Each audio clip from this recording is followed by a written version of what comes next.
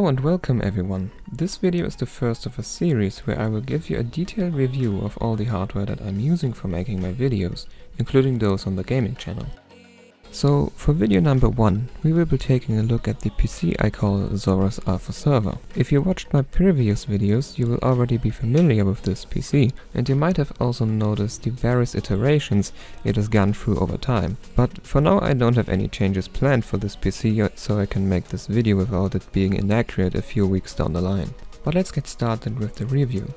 The ZorasAlphaServer, as the name implies, is a PC that primarily serves as a host for dedicated game servers for me and my friends, but I also do a lot of testing on it lately, not enough though to call it a test bench.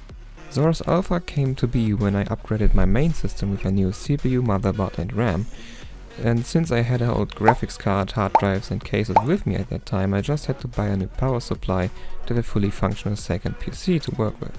Sometime later I also bought the cheap Kingston A400 SSD to use as a boot drive. This was version 1 of ZorasAlpha. It had the same i5-3570 CPU and B75 motherboard it has today, but pretty much everything else was different.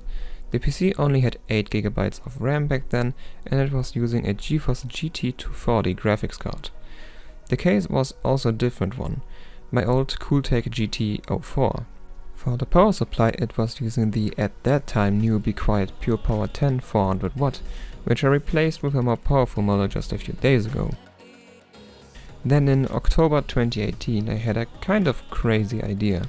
I wanted to build a custom water cooling loop from just cheap eBay parts and aquarium supplies. Since I didn't want to expose my main system to a potential fatal leak, I chose ZorasAlpha as a candidate for my little experiment. About a month later we have version 2 of this PC at our hands. The custom loop included a 240mm radiator and an aquarium pump, as well as a cheap copper block. But it worked.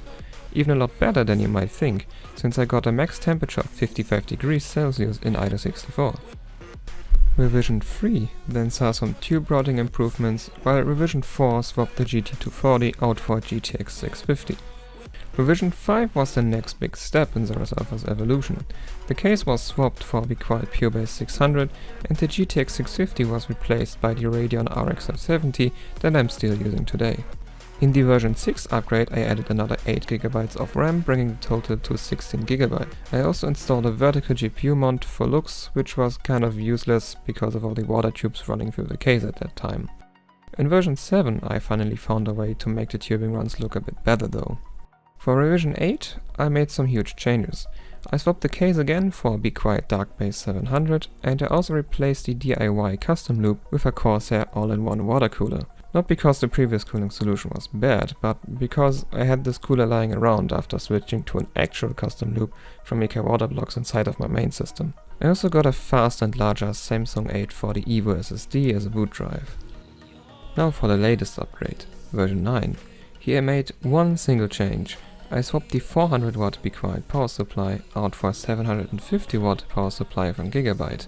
750 watts may be way too much for this kind of hardware, but now I have enough headroom for a potential CPU or GPU upgrade in the future. But for now I plan on leaving the system as it is. So for now, ZorasAlpha consists of an Intel Core i5-3570 CPU on an MSI B75MA-P45 motherboard with 16GB of DDR3 RAM running in quad channel. The CPU is cooled by an Corsair H159 Pro RGB all-in-one water cooler, and the graphics card is a Radeon RX 570 4GB. All that is getting powered by an Aorus P750W power supply.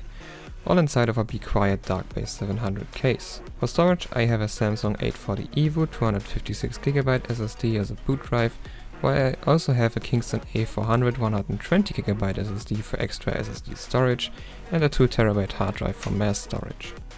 Now let's get to the software part. As already said, me and my friends use this PC primarily for hosting dedicated game servers.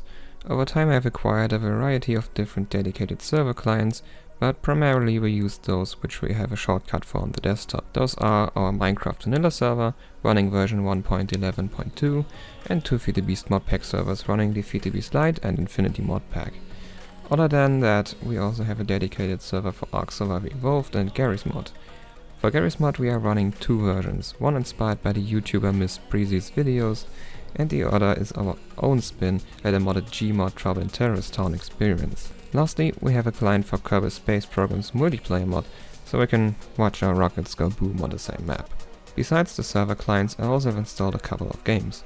Primarily they are there to do FPS testing, but since ZorasAlpha is still a decent mid-range 1080p gaming PC, my friend could also just play these games on there if needed. Next to the games we also have some benchmarking software that I use for other tech videos. So that's it for the ZorasAlphaServer PC. If you enjoyed watching, you might consider giving the video a like or even subscribe if you want to see more. Anyways, I wish you all a good day. Until next time.